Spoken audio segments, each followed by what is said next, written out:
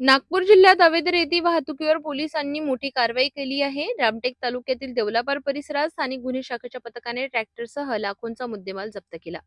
मिळालेल्या माहितीनुसार नागपूर ग्रामीण स्थानिक गुन्हे शाखेचे पथक रामटेक उपविभागात पेट्रोलिंग करीत असताना गुप्त माहितीच्या आधारे अवैध रेती वाहतुकीबाबत कारवाई करण्यात आली.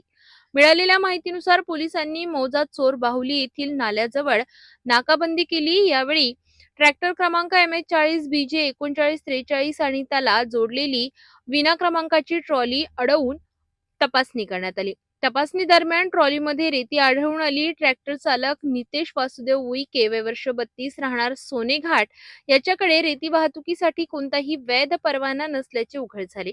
चौकशी दरम्यान ट्रॅक्टरचा मालक देवचंद देवधारी राहणार मारारवाडी असल्याची माहिती मिळाली. पोलिसांनी पंचासमक्ष ट्रॅक्टर, विना क्रमांकाची ट्रॉली आणि एक ब्रास रेती असा एकूण 5,04,000 रुपयांचा मुद्देमाल जप्त केला. या प्रकरणी दोन्ही आरोपींविरुद्ध भारतीय न्याय संहिता तसेच महाराष्ट्र जमीन महसूल संहिता आणि खाण व खनिज अधिनियमांतर्गत देवलापार पोलीस ठाण्यात गुन्हा दाखल करण्यात आला असून पुढील तपास सुरू आहे.